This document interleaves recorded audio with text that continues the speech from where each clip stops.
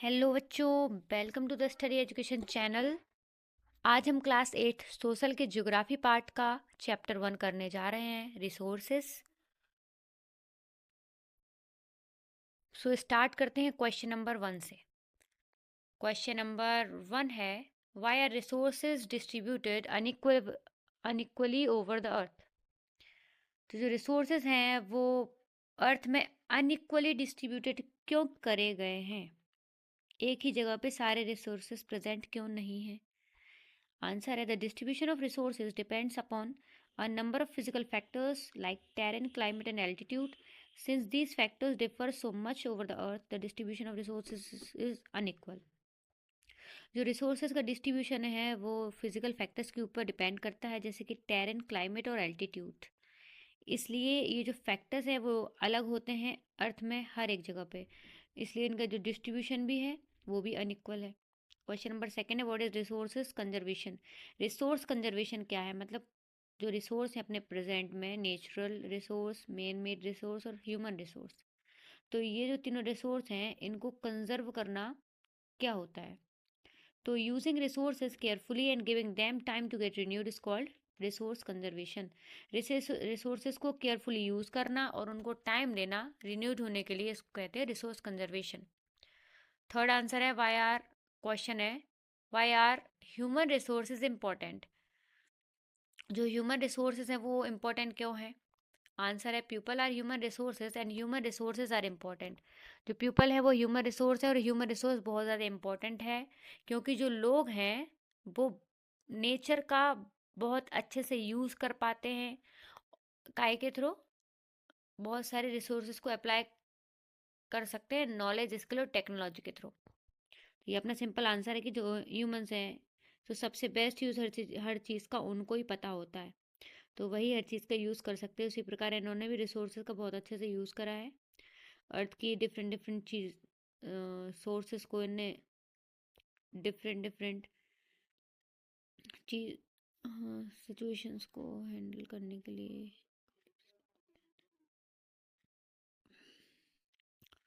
Question number 3 है, why are human resources important.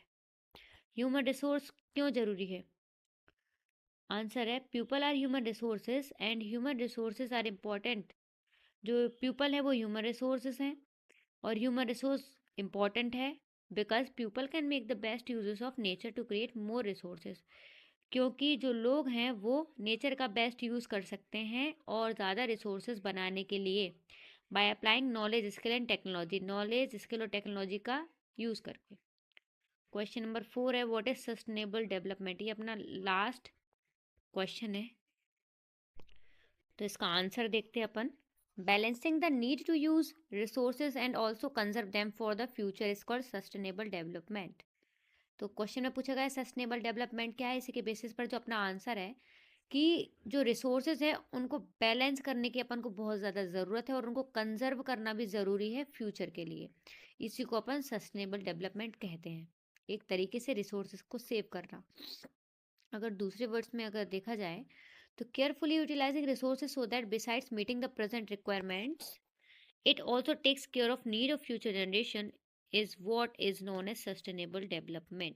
अगर दूसरे वर्ड्स में देखा जाए तो रिसोर्सेज को केयरफुली यूटिलाइज करना और उनको प्रेजेंट रिक्वायरमेंट को कंप्लीट करते हुए फ्यूचर जनरेशन्स जो है उनके लिए भी थोड़ा छोड़ देना कि वो भी उसका यूज़ कर सके, वरना सारे रिसोर्सेज ख़त्म हो जाएंगे तो अपनी जो फ्यूचर जनरेशन उनके लिए कुछ भी नहीं बचेगा। तो इसी चीज़ को अपन कहते हैं sustainable development.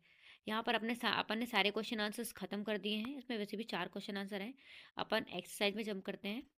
Which one of the following does not make a substance a resource. इनमें से कौन सा ऐसा है जो किसी सब्सटेंस को रिसोर्स नहीं बनाता है? तो यूटिलिटी, वैल्यू एंड क्वांटिटी। तो यूटिलिटी बहुत ज़्यादा इंपॉर्टेंट है, हर रिसोर्स की वैल्यू भी ज़रूरी है। जब कोई सब्सटेंस वैल्यूएबल होगा तभी वो जाके रिसोर्स बनेगा।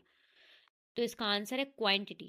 क्वांटिटी किसी की ज़रूरत नहीं होती है रिसोर्स बनने के लिए। तो क्वेश्चन नंबर सेकंड है विच one of the following is human made resource. इसमें से ह्यूमन मेड रिसोर्स बताना है। देखो स्प्रिंग वाटर और ट्रॉपिकल फॉरेस्ट जो है ये नेचुरल रिसोर्स है दोनों, क्योंकि स्प्रिंग सीजन होता है ना बसंत ऋतु, तो उसी टाइप का है स्प्रिंग वाटर।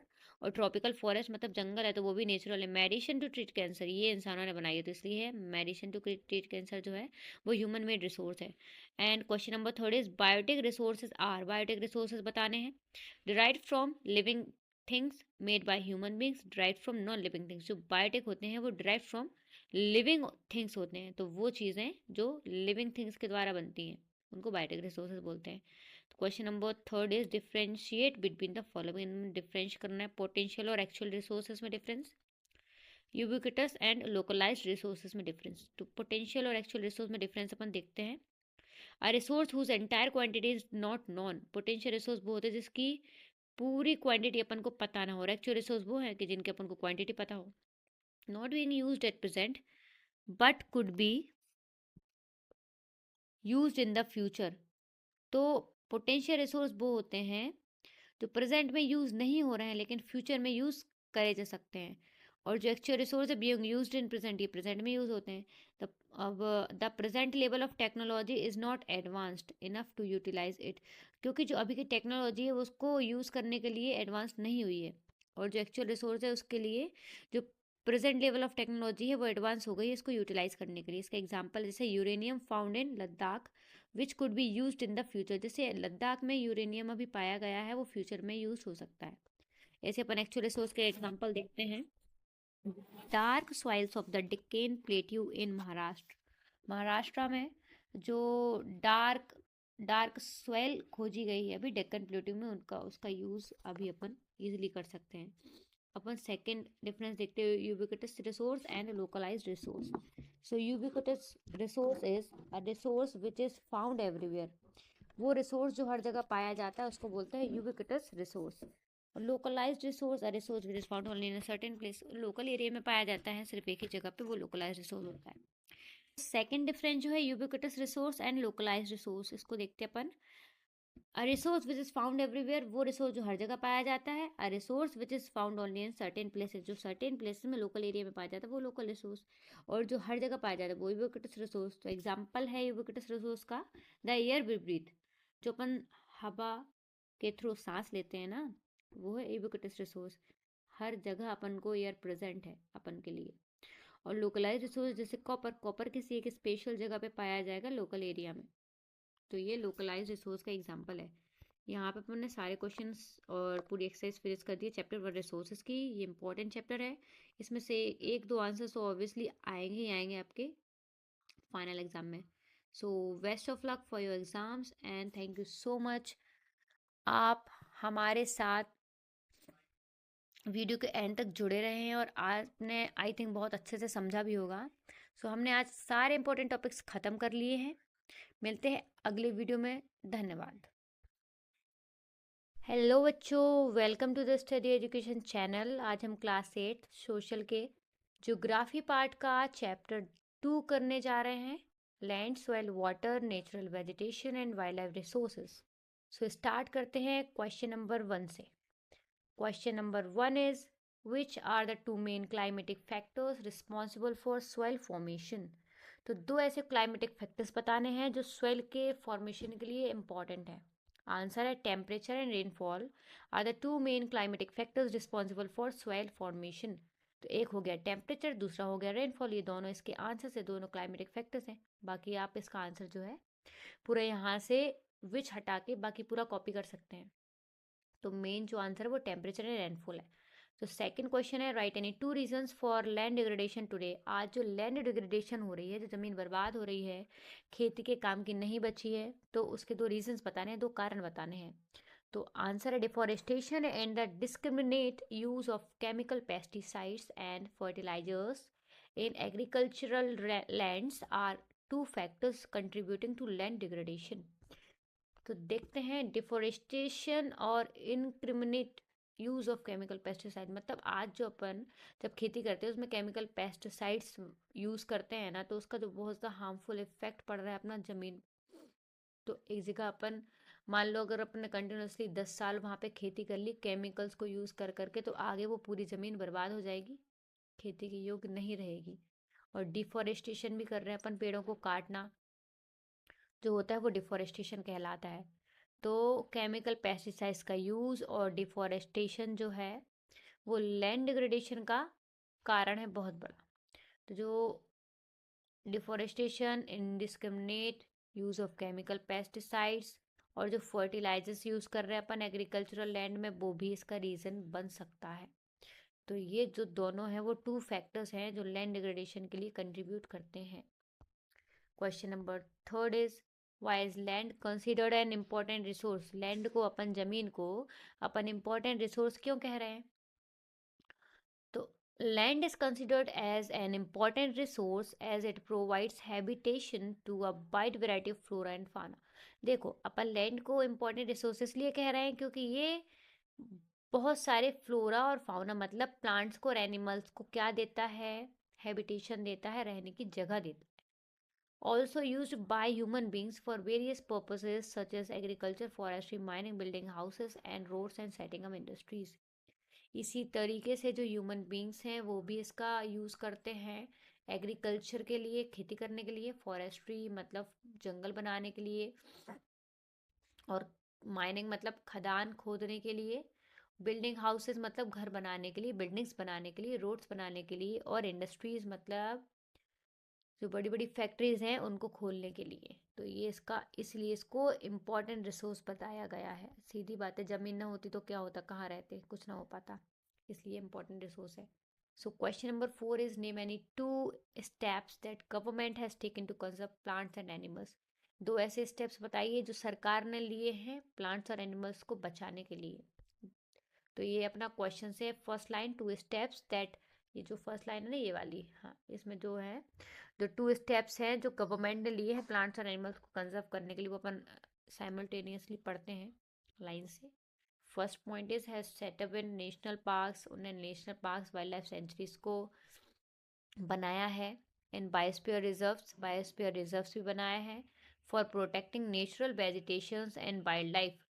नेचुरल वेजिटेशन मतलब प्लांट्स जो है नेचुरली उनको प्रोटेक्ट करने के लिए, और जो वाइल्ड लाइफ है मतलब जंगली जानवर हैं उनको भी प्रोटेक्ट करने के लिए। फॉर एग्जांपल जैसे काजीरंगा नेशनल पार्क है असम में, ये नेशनल पार्क का एग्जांपल है, बहुत फेमस नेशनल पार्क है। और आई होप कि आप विजिट करके आए हों, और बाकी ना आए हों तो कोई ना कोई नेशनल पार्क और वाइल्ड लाइफ सेंचुरी ज़रूर जाना। और जो जो यहाँ पे गया हो काजीरंगा नेशनल पार्क में तो मुझे कमेंट करके ज़रूर बताएं। Second point is, has banned the killing of lions, tigers, deer, great Indian bustards and peacocks. It has also prohibited the trade of species of plants and animals protected under the international agreements CITES।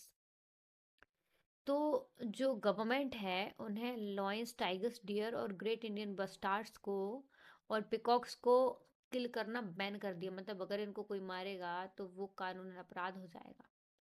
तो इन्होंने और कुछ चीज़ों को भी prohibit करा है, वो अपन देखते हैं। Has also prohibited trade off species of plants and animals protected under the international agreement. तो वो प्लांट्स और एनिमल्स और स्पीसीज जो हैं जिनको गवर्नमेंट प्रोटेक्ट कर रही है तो उसके साथ छेड़खानी करना बिल्कुल भी सख्त मना है। तो question number 5, suggest 3 ways to conserve water. तीन तीन तरीके बताने हैं जिससे अपन वाटर कंजर्वेशन कर सकते हैं, पानी को बचा सकते हैं। तो पानी अपने जीवन के लिए बहुत ज़्यादा ज़रूरी है। लाइन आपने अवश्य पढ़ी होगी, जल ही जीवन है, तो बिना जल के कुछ भी संभव नहीं है।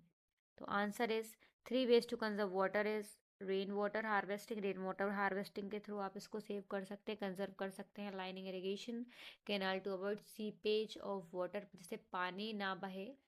खेतों में जब अपन पानी लगाते हैं ना, जब बहराते हैं तो इरिगेट करते हैं, सिंचाई करते हैं, तो उसके थ्रू बहुत ज़्यादा पानी वेस्ट होता है। तो अगर हम लाइनिंग ऑफ इरिगेशन का यूज़ करेंगे कैनाल के थ्रू तो इसकी वजह से अपन का जो पानी है वो बिल्कुल कंजर्व कर सकते हैं अपन इसलिए।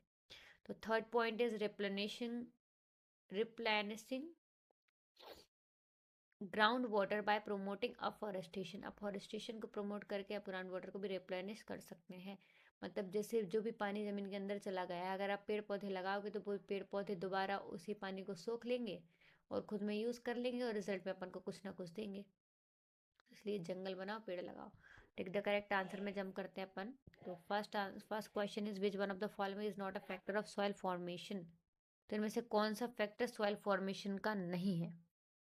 तो time, soil texture and organic matter. तो here the answer is soil texture. मतलब टाइम तो अपन के सॉइल फॉर्मेशन के लिए एक फैक्टर है, बहुत ज़्यादा इंपॉर्टेंट चीज़ है, और ऑर्गेनिक मैटर भी इंपॉर्टेंट, लेकिन सॉइल का टेक्सचर ज़रूरी नहीं है सॉइल फॉर्मेशन के लिए। वो किसी भी टाइप की सॉइल हो सकती है, लेकिन है जिससे अपन सॉइल फॉर्मेशन करा सकते हैं। Question number second is which one of the following methods is most appropriate to check soil erosion on steep slopes में सॉइल एरोजन को प्रिवेंट करने के लिए मेथड्स बताइए। पहला है shelter belts, mulching and terrace cultivation. तो शेल्टर बेल्ट्स और मल्चिंग जो है ये थोड़ी अलग हटके हो जाते हैं, बाकी जो टेरेस कल्टीवेशन है वो स्टीप स्लोप्स में यूज़ किया जाता है। इसमें क्या करते हैं अपन, मतलब जो बड़े बड़े पहाड़ होते हैं ना, तो उनमें खेती की जाती है और पानी को कंजर्व किया जाता है। विच one of the following is not in favour of conservation of nature. Nature को कंजर्व करने के फेवर में कौन नहीं है? Switch off the bulb when not in use. जब बल्ब का यूज़ ना हो तो उसको बंद कर दो, बिल्कुल सही बात है। Close the tap immediately after using. जब पानी यूज़ करना बंद कर दो तो आप नल को बहुत अच्छे से बंद कर देना चाहिए, ये भी बिल्कुल सही बात है। Dispose polybags after shopping. Shopping करने के बाद जो पॉलिथीन वगैरह रहती हैं उनको फेंक देना चाहिए, गलत बात है भाई, फेंकना नहीं चाहिए उसको। आराम से अपने पास अपन रख सकते हैं उसको, और यूज़ में भी ला सकते हैं। तो थर्ड जो पॉइंट है वो बिल्कुल भी गलत है, इसलिए ये एज द फॉलोइंग। फर्स्ट है लैंड यूज, दूसरा है ह्यूमस, तीसरा है रॉक डैम्स, फोर्थ है एरेबल लैंड। इसके मैचिंग अपन देखते हैं कौन की जोड़ी किसके साथ बनती है। तो लैंड यूज जो है वो है productive use of land. Land का, जमीन का बहुत अच्छे से प्रोडक्टिविटी तरीके से यूज़ करना चाहिए, जिससे अपन को प्रोडक्टिविटी ज़्यादा मिल सके। दूसरा देखो ह्यूमस। ह्यूमस क्या होता है कि organic matter deposited on top soil. तो ज़मीन में जो मिट्टी पाई जाती है उसके टॉप पे ऑर्गेनिक मैटर डिपॉजिट होते हैं, उसको ह्यूमस कहते हैं, जिसकी वजह से खेती अच्छी हो पाती है। रॉक डैम्स मतलब प्रिवेंट सॉइल इरोजन। अगर अपन डैम्स बनाए, जो बांध बनाए, तो रॉक, अगर उनका रॉक बड़े बड़े पत्थर का उसमें प्रयोग किया जाता है, जिसकी वजह से सॉइल इरोजन प्रिवेंट होता है, रुक जाता है। एरेबल लैंड क्या होती है? Land suitable for agriculture. तो वो जमीन जो एग्रीकल्चर के लिए, खेती के लिए सुटेबल है। तो ऐसा कुछ नहीं है, क्या है? ओके, ट्रू फॉल्स है। So state whether the given statement are true और फॉल्स। पहले ट्रू फॉल्स चेक करते हैं, ट्रू फॉल्स आएगा, बाकी इसका रीजन नहीं आएगा पेपर में। The Ganga Brahmaputra plain of India is an overpopulated region. तो आपको बताना है जो गंगा ब्रह्मपुत्र एरिया है वो ओवर पॉपुलेटेड है क्या? यस, ट्रू है। इस जगह पे बहुत ज़्यादा पॉपुलेशन है, हाईली पॉपुलेटेड एरिया है ये। सेकेंड है वाटर अवेलेबिलिटी पर person in India is declining. Yes, true. जो हर एक पर्सन से अगर अपन वाटर की अवेलेबिलिटी कंपेयर की जाए तो जो पानी है उसकी बहुत ज़्यादा कमी हो रही है, इसलिए ट्रू है। Rows of trees planted in the coastal areas to check the wind movement is called intercropping. Intercropping क्या होता है कि ट्रीज को प्लांट करना कोस्टल एरियाज में वाइंड मूवमेंट को चेक करने के लिए, इसके लिए अपन इंटरक्रॉपिंग कहते हैं क्या? नो, इसको इंटरक्रॉपिंग नहीं कहते। इसका आंसर अपन देखते हैं। The describe process is called shelter belt. उसको शेल्टर बेल्ट कहते हैं, ना कि इंटरक्रॉपिंग। इंटरक्रॉपिंग क्या होते हैं? ऐसी प्रोसेस होती है जिसमें डिफरेंट क्रॉप्स अल्टरनेट रोज में लगाए जाते हैं और उसको अलग अलग टाइम में सॉइल के थ्रू प्रोटेक्ट करा जाता है रेन वॉश से। तो आंसर है वो क्वेश्चन नंबर 4 है human interference and change of climate can maintain the ecosystem. अगर इकोसिस्टम में ह्यूमन का इंटरफेरेंस हो जाए और क्लाइमेट चेंज हो जाए तो इकोसिस्टम मेंटेन किया जा सकता है। So we have finished. It's false. इसका आंसर फॉल्स है। Human interference and changes of climate can maintain the ecosystem, ये गलत है। अगर ह्यूमन इंटरफेयर करेगा नेचर के बीच में तो अपन को नुकसान ही होगा, ना कि फ़ायदा। सो हमने आज सारे इंपॉर्टेंट टॉपिक्स को ख़त्म कर लिया है। मिलते हैं अगली वीडियो में। वीडियो के एंड तक जुड़े रहने के लिए धन्यवाद।